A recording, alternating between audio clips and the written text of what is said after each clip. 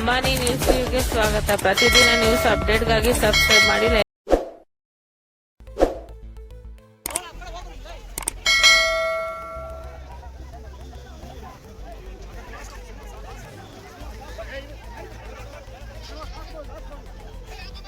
ಕರ್ನಾಟಕ ರಾಜ್ಯ ರೈತ ಸಂಘ ಹಸಿರು ಸೇನೆ ಅದು ಬಹಳ ದೊಡ್ಡ ಮಟ್ಟದ ಇತಿಹಾಸವನ್ನು ಉಳ್ಳುವಂತ ಸಂಘಟನೆ. 154 ಜನರ ನೇರವಾಗಿ ಗುಂಡೇಟಿನಿಂದ ಸತ್ತಂತ ಒಂದು ಸಂಘಟನೆ ಯಾವುದಾದ್ರೂ ಇದ್ದಂತಂದ್ರೆ ಕರ್ನಾಟಕ ರಾಜ್ಯ ರೈತ ಸಂಘ ಹಸಿರು ಸೇನೆ. ಕರ್ನಾಟಕ ರಾಜ್ಯ ರೈತ ಸಂಘ ಹಸಿರು ಸೇನೆ 1980ರಲ್ಲಿ ಉದಯ ಆಯಿತು.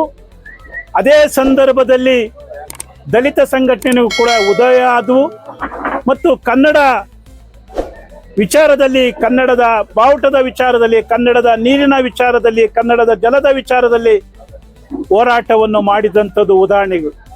ಮೂರೂ ಸಂಘಟನೆಗಳು ಸಿದ್ಧಾಂತದ ಮೇಲೆ ನಡೆದಂಥದ್ದು. ರೈತ ಸಂಘ ರೈತರ ತುಳಿತಕ್ಕೆ ಒಳಗಾದಂಥ ಎಲ್ಲರ ಪರವಾಗಿ ನಿಂತ ಸಂಘಟನೆ. ದಲಿತ ಸಂಘಗಳು ಕೂಡ ತುಳಿತಕ್ಕೆ ಒಳಗಾದಂಥ ಜನರ ಪರವಾಗಿ ನಿಂತಂಥದ್ದು.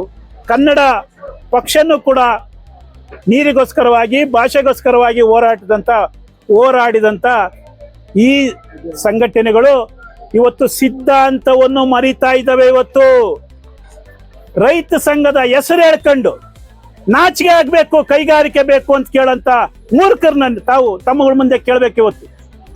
ಯಾಕಂದ್ರೆ ಒಬ್ಬ ರೈತನಾಗಿ ರೈತನ ಭೂಮಿ ಬೇಕು, ರೈತನಿಗೆ ಬೀಜ ಬೇಕು, ರೈತನಿಗೆ ನೀರು ಬೇಕು, ರೈತನಿಗೆ ವಿದ್ಯುತ್ ಬೇಕು ಅಂತ ಕೇಳುವಂತ ಇಷ್ಟು ದಿವಸ ಹೋರಾಟವನ್ನು ಮಾಡಿದಂತ, ತ್ಯಾಗವನ್ನು ಮಾಡಿದಂತ, 154 ಜನರ ತ್ಯಾಗವನ್ನು ಮಾಡಿದಂತ ರೈತರ ಸಿದ್ಧಾಂತವನ್ನು ಬಿಟ್ಟು ಇವತ್ತು ಕೈಗಾರಿಕೆ ಮಾಡ್ತೀರಿ ಅಂತ ಹೇಳ್ತಾ ಇದ್ರಲ್ಲ, ನಿಮಗೇನಾದ್ರು ರೈತನ ಬಗ್ಗೆ ಕಾಳಜಿ ಐತಾ? ತಾವು ಕೇಳಬೇಕು. ಇವತ್ತು ಇಡೀ ಇತಿಹಾಸದಲ್ಲಿ ಯಾರಾದರೂ ಕೂಡ ನೀವು ಕೇಳಿದಿರಾ ಅನ್ನೋ ಪ್ರಶ್ನೆ ತಾವು ಕೇಳಬೇಕು. ಇದರಿಂದ ಇವತ್ತು ರೈತ ಇದ್ರೇನೆ ಈ ದೇಶ, ರೈತ ಇದ್ರೇನೆ ಈ ರಾಜ್ಯ, ರೈತ ಇದ್ರೇನೆ ಈ ಜಿಲ್ಲೆ, ರೈತ ಇದ್ರೇನೆ ಇವತ್ತು ಜನಸಾಮಾನ್ಯರು ಇವತ್ತು ಬಹಳ ದೊಡ್ಡ ಮಟ್ಟದಲ್ಲಿ ಏನಿವತ್ತು ಆ KEDB ಏನೋ ಸಂಬಂಧಪಟ್ಟಂತ ಇಲಾಖೆಗಳು ಮೋಸವನ್ನು ಮಾಡಿದವೆ.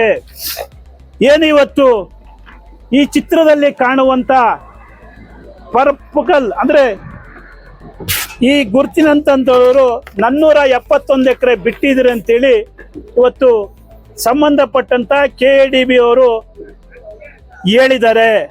ಅದು ರೈತರ ಹೋರಾಟದ ಫಲದಿಂದ ಬಿಟ್ಟಿದ್ರಿ, ಶಾಸಕರು ಕೂಡ ಒತ್ತು ಕೊಟ್ಟಿದ್ರಿ ಅಂತೇಳಿ ನಾವು ನಿಮ್ಗೆ ಧನ್ಯವಾದಗಳನ್ನು ಹೇಳ್ತೇವೆ.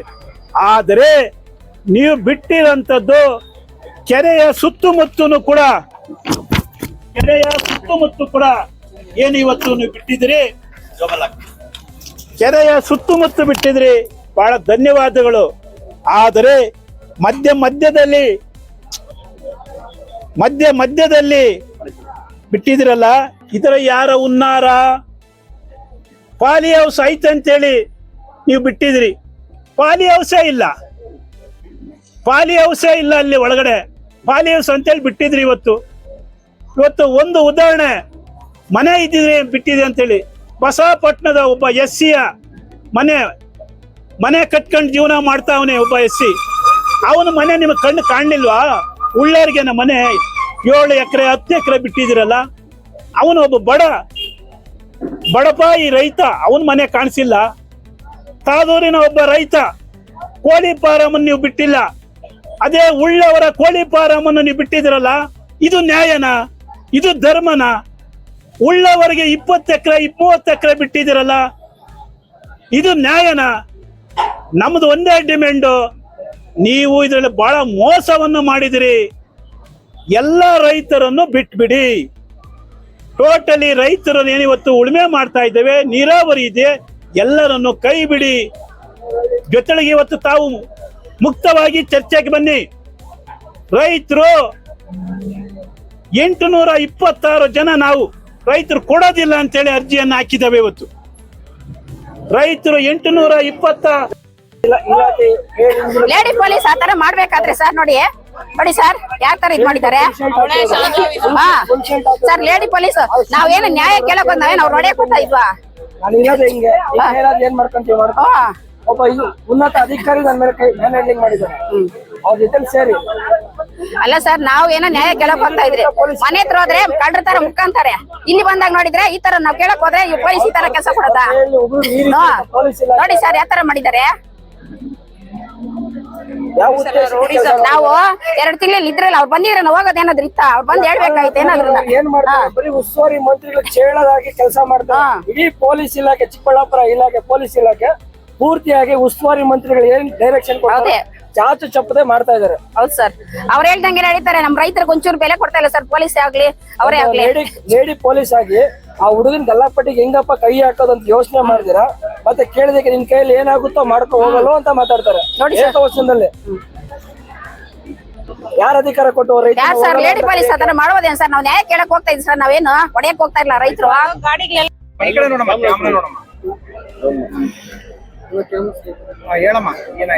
ಸರ್ ನಾವು ನಮ್ಮ ಹೆಸರು ಭಾಗ್ಯಮ್ಮ ಅಂತ, ಬಸವಪಟ್ನ ಸರ್. ಈಗ ನಾವು 45 ದಿವಸದಿಂದ ಹೋರಾಟ ಮಾಡ್ತಾ ಇದ್ವಿ. ನಮ್ಗೆ ಯಾರಾದ್ರೂ ಆಗ್ಲಿ, ಉಸ್ತುವಾರಿ ಆಗ್ಲಿ, ಮತ್ತೆ ನಮ್ಮ ಸಚಿವರಾಗ್ಲಿ ಯಾರು ಬರ್ಲಿಲ್ಲ. ಆದ್ರೆ ಇವತ್ತು ಬರ್ತಾರೆ ಅಂತ ನಮ್ಗೆ ಗೊತ್ತಾಯ್ತು. ನಾವು ಮೊನ್ನೆ ಉಸ್ತುವಾರಿ ಮನೆ ಹತ್ರ ಹೋಗಿದ್ರಿ, ಅವರು ಇವತ್ತಿಲ್ಲ ಬೆಳಗಾಂಗೆ ಹೋಗಿದ್ದಾರೆ ಅಂದ್ರು. ಮನೆ ಬಾಗ್ಲಲ್ಲಿ ಕುತ್ಕೊಂಡಿತ್ತು. ನಾವ್ 2 ಅವರ್ 3 ಅವರ್ ಕುತ್ಕೊಂಡಿದ್ ಬಂದ್ವಿ. ಆದ್ರೆ ಜಮೀನ್ ಕೊಡೋರು ಹೋದ್ರೆ ಅವ್ರಿಗೆ ಊಟ ಉಪಚಾರ ಎಲ್ಲ ಮಾಡಿ ಕಳ್ಸಿದ್ದಾರೆ. ಅವ್ರಿಗೆ ರೈತರ ಮೇಲೆ ಒಂದು ಲೋಟ ನೀರ್ ಸಹ ಕೊಟ್ಟಿಲ್ಲ ನಮ್ಗೆ. ನಾವು ರೈತರು ಹೆಣ್ಮಕ್ಳು ಗಂಡ್ಮಕ್ಳು ಎಲ್ಲ ಒಂದು 100 ಜನ ಹೋಗಿದ್ವಿ. ಈಚೆ ಕಡೆ ಎಲ್ಲ ಕುತ್ಕೊಂಡು ಬಂದು ಆಮೇಲೆ ಪೊಲೀಸ್ ಸ್ಟೇಷನ್ ಅಲ್ಲಿ ಅವ್ರೇನೋ ತಿಂಡಿ ಕೊಡ್ಸಿದ್ರು, ತಿನ್ಕೊಂಡ್ ಬಂದ್ವಿ ಅಂತ ಇಟ್ಕೊಂಡು ಆಮೇಲೆ ಅವರೇ ಹೋಗಿದ್ರೆ, ಕೊಡೋರು ಹೋಗಿದ್ರೆ ಅವ್ರಿಗೆ ಬೇಕಾದ ಸನ್ಮಾನಗಳು ಮಾಡಿ ಊಟಗಳು ಹಾಕಿ ಕಳ್ಸಿದ್ದಾರೆ. ಅದೊಂದು ಇವತ್ತು ಇಲ್ಲಿ ಬರ್ತಾ ಇದಾರಲ್ಲ ಸರ್, ಅದಕ್ಕೆ ನಾವು ರೈತರು ಏನೋ ನ್ಯಾಯ ಕೇಳೋಣ, ಏನು ಬರ್ತಾ ಇದಾರೆ ನಮ್ಮ ಸಚಿವರು, ನಮ್ಮ ಇದು ಕೇಳೋಣ ಅಂತ ನಾವು ಹೋದ್ವಿ ಸರ್.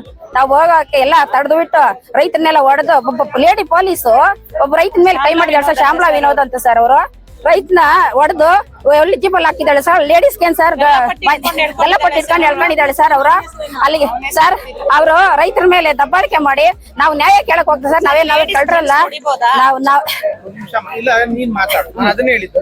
ನ್ಯಾಯ ಕೇಳ್ಬೇಕು, ನಮ್ಮನ್ನ ಏನ್ ಮಾಡ್ಬೇಕಂತ ಕಾಪಿದ್ದಾರೆ ಅಂತ ನಾವು ನ್ಯಾಯ ಕೇಳ್ಬೇಕಂತ ಬಂದ್ರೆ ಪೊಲೀಸ್ ಅಧಿಕಾರಿಗಳು ಬಂದು ನಮ್ಮ ಮೇಲೆ ದಬ್ಬಾಳಿಕೆ ಮಾಡಿ ಹಿಂದೆ ಉಳ್ದಿದ್ದಾರೆ. ಅವರು 10ಕ್ಕೊಂದ್ಸರಿ ಬಂದು ಅವ್ರು ಬಂದು ಹೋಗೋದಕ್ಕೆ ಇಷ್ಟು ಉಸ್ತುವಾರಿ ಕೊಟ್ಟಿದ್ದಾರಲ್ಲ. 2 ತಿಂಗಳಿಂದ ನಾವು ಕಷ್ಟ ಅಂದರೆ ನಷ್ಟ ಅಂದಿರ ನಾವು ಮನೆ ಮಠ ಎಲ್ಲ ಬಿಟ್ಟು, ದನ ಕರುವನ್ನೆಲ್ಲ ಬಿಟ್ಟು ಬಂದು ರಾತ್ರಿ ಆಗ್ಲೂ ಸೊಳ್ಳೆಯಲ್ಲಿ ಕಚ್ಚಿಸ್ಕೊಂಡು ನಾವು ಇಲ್ಲಿ ಹೋರಾಟ ಮಾಡ್ತಾ ಇದ್ವಿ. ನಮ್ಗೇನು ಇದು ಬಂದೋಬಸ್ತ್ ಇಲ್ಲ. ಅವ್ರು ಇವತ್ತು ಸುಮ್ನೆ ಬಂದ್ ಹೋಗೋದಕ್ಕೆ ಇಷ್ಟು ಬಂದೋಬಸ್ತ್ ಮಾಡ್ಕೊಂಡಿದಾರಲ್ಲ. ನಾವು ಓಟ್ ಹಾಕಿ ಗೆಲ್ಸಿ ನಮ್ಮನ್ನ ಕಾಪಾಡ್ತಾರೆ, ನಮ್ಮ ಮಕ್ಕಳು ಮರಿನ, ನಮ್ಮ ಮನೆ ಸಂಸಾರಗಳನ್ನ, ನಮ್ಮ ಭೂಮಿಗಳನ್ನ ಉಳಿಸ್ತಾರೆ, ನಮ್ಗ ಸಪೋರ್ಟ್ ಆಗಿರ್ತಾರೆ ಅಂತ ನಾವು ಓಟ್ ಹಾಕಿ ಗೆಲ್ಸಿದಕ್ಕೆ ನಮ್ಗೆ ಈ ಸ್ಥಿತಿಗೆ ತಂದಿಟ್ಟಿದ್ದಾರೆ. ಆದ್ರೂ ಎಲ್ಲಿ ಪ್ರಪಂಚ ಈಗ ನಮ್ಮ ಕರ್ನಾಟಕದಲ್ಲಿ ಎಲ್ಲಿ ಹಸಿರು ಭೂಮಿ ಅಂತ ಎಲ್ಲೂ ಮಡಗಿಲ್ಲ. ಆದ್ರೆ ನಮ್ ಜಮಕೋಟೆ ಹೋಬಳಿಯಲ್ಲಿ ಮಾತ್ರ ಒಂದು ಕುಚ್ಚಿದೆ. ಆ ಕುಚ್ಚ ಮೇಲೂ ಕಣ್ಣು ಹಾಕ್ಬಿಟ್ಟು ನಮ್ಗೆ ಈ ಸ್ಥಿತಿಗೆ ತಂದಿಟ್ಟಿವ್ರೆ. ಆದ್ರೆ ಏನ್ ಮಾಡ್ಬೇಕಂತಿದ್ದಾರೆ ಇವ್ರು, ನಾವು ಎಲ್ಲೋಗಿ ಜೀವನ ಮಾಡ್ಬೇಕು, ಯಾವ ತರ ಜೀವನ ಮಾಡ್ಬೇಕಂತ ಕಾತ್ಕೊಂಡಿದ್ದಾರೆ. ನಾವೆಲ್ಲ ಪ್ರಪಂಚದ ಮೇಲೆ ಎಲ್ಲ ಭೂಮಿ ಮಾರ್ಕೊಂಡು ಹೊರಟೋದ್ಮೇಲೆ ನಾವೇನ್ ತಿನ್ಬೇಕು, ನಾವೆಲ್ಲ ಹೋಗ್ಬೇಕು? ಇವ್ರು ಏನ್ ತಿಂತಾರೆ? ಮಣ್ಣು ತಿಂತಾರ, ಇಲ್ಲ ಹೊಟ್ಟೆಗೆ ಏನಾರ ಗಡ್ಡಿ ತಿಂತಾರ, ಇಲ್ಲ ಹುಲ್ ತಿಂತಾರ, ಏನ್ ತಿಂತಾರೆ? ಹಸು ಸಾಕಿ ಹಾಲು ಕರಿಯಿಲ್ಲ ಅಂತಂದ್ರೆ ಹಾಲೆಲ್ಲಿಂದ ಬರ್ತೈತೆ, ದನ ಕರು ಇಲ್ಲ ಅಂದ್ರೆ ಹಾಲೆಲ್ಲಿಂದ ಬರ್ತೈತೆ, ಮೊಸರೆಲ್ಲಿಂದ ತಿಂತಾರೆ, ತುಪ್ಪ ಎಲ್ಲಿಂದ ತಿಂತಾರೆ? ರೈತರ ಕಷ್ಟ ಸುಖ ಏನಾದ್ರು ಸ್ವಲ್ಪ ಯೋಚನೆ ಮಾಡಿ ಇವರು ಕೆಡಿಬಿಗಳು ಮಾಡ್ತಾ ಇದಾರ. ಏನಂತ ಮಾಡ್ತಾ ಇದಾರೆ ಅಂತಾರೆ ಸ್ವಲ್ಪ ಜ್ಞಾನದಲ್ಲಿ ಇಟ್ಕೊಂಡು ಏನಾದ್ರು ಅಧಿಕಾರ ನಡೆಸ್ತಾ ಇದಾರ. ಏನ್ ಮಾಡ್ತಾ ಇದಾರೆ ಇವರು? ಏನ್ ಮಾಡ್ಬೇಕು ಅನ್ಕೊಂಡಿದ್ದಾರೆ ನಮ್ ರೈತರನ್ನ? ಅಲ್ಲ ಏನ್ ಮಾಡ್ಬೇಕಂತ ಅನ್ಕೊಂಡಿದ್ದಾರೆ ರೈತರನ್ನ? ಈಗ ಬಂದಿದಾರಲ್ಲ, ನಾವೇನ್ ಹೋರಾಟ ಮಾಡ್ಬೇಕು, ದಬ್ಬಾಳಿಕೆ ಮಾಡ್ಬೇಕು ಅಂತ ನಾವ್ ಬಂದಿಲ್ಲ. ಒಂದ್ 5 ನಿಮಿಷ ನಿಮ್ಗೆ ಇಷ್ಟೊಂದು ಬಂದೋಬಸ್ತು ಬೇಕಾಗಿಲ್ಲ. ನಿಮ್ಗ್ ಭಯ ಐತೆ, ನಿಮ್ಗ್ ಬಂದೋಬಸ್ತ್ ಬೇಕು, ನಮಗ್ ಭಯ ಇಲ್ಲ. ಯಾಕಂದ್ರೆ ನಾವು ಕಳ್ರೆಲ್ಲ ನಾವು ಭಯ ಬಿಟ್ಟು ನಾವು ಬಂದೋಬಸ್ತ್ ಮಾಡ್ಕೊಂಡು, ನೀವು ಕಳ್ರಾಗಿದ್ರೆ ನೀವು ಬಂದೋಬಸ್ತ್ ಮಾಡ್ಕೊಂಡಿದ್ದೀರಾ. ನಾನ್ ಧೈರ್ಯವಾಗಿ ಬಂದು ನಮ್ ಕಷ್ಟ ಸುಖ ವಿಚಾರಣೆ ಮಾಡಿ, ಆಯ್ತಮ್ಮ ನೀವ್ ಯಾರು ಕೊಡ್ತೀರಾ ಕೊಡಲ್ಲ, ಆಯ್ತು ನಿಮ್ದು ಉಳಿಸ್ಕೊಡ್ತೀವಿ, ಭಯ ಬೀಳ್ಬೇಡ್ರಿ, ನಾವು ನಿಮ್ಗೋಸ್ಕರ ನಾವು ಅಧಿಕಾರ ತಗೊಂಡಿದೀವಿ, ಅಧಿಕಾರದಲ್ಲಿ ಇದೀವಿ, ಉಳಿಸ್ಕೊಡ್ತೀವಿ ಅಂತ 4 ಮಾತು ಮಾತಾಡೋದಕ್ಕೆ ಇವ್ರಿಗೆ ಏನ್ ಬೇಕಿಷ್ಟೊಂದು ಬಂದೋಬಸ್ತು? ಏನಕ್ ಬೇಕಿಷ್ಟೊಂದು ಬಂದೋಬಸ್ತು? ನೇರವಾಗಿ ಬರ್ಬೋದಾಗಿತ್ತಲ್ಲ. ಏನ್ ಭಯ? ನಾವೇನ್ ಕಳ್ರ ಇಲ್ಲ ಏನ ಉಳಿಗ್ಲ? ನಾವು ಕಷ್ಟಕ್ಕೋಸ್ಕರ ನಿಮ್ಮನ್ನ ಕೇಳ್ಕೊಳಕ್ ನಾವು ಇಲ್ಲಿ ಕಾಯ್ಕೊಂಡಿದೀವಿ. ಬಂದು ಪೊಲೀಸರು ನಿಮ್ಗೆ ಏನ್ ಬೇಕಿಷ್ಟು ಬಂದೋಬಸ್ತು? ನೀವ್ ಕಳ್ರ? ನಾವು ನಿಮ್ ತರ ಮನುಷ್ಯ ತಾನೆ, ನಾವು ಓಟಾಕ್ ನಮ್ಮನ್ನ ಕಾಪಾಡ್ತಿರ್ತಂತೆ ಅಂತ ಸ್ಥಾನದಲ್ಲಿ ಕುಣಿಸಿರೋದು, ಸೀಟಲ್ಲಿ ಕುಣಿಸಿರೋದು. ನೀವೇ ಈ ತರ ಮಾಡ್ಮೇಲೆ ನಮ್ ಪ್ರಪಂಚನ ಕಾಪಾಡೋರು ಯಾರು? ನಮ್ ಪ್ರಪಂಚ ಏನಾಗ್ಬೇಕು? ನಮ್ ಪ್ರಪಂಚ ಉಳಿತೈತಾ ಕಳಿತೈತಾ ಅನ್ನೋದು ನೀವ್ ಯೋಚನೆ ಮಾಡ್ರಿ.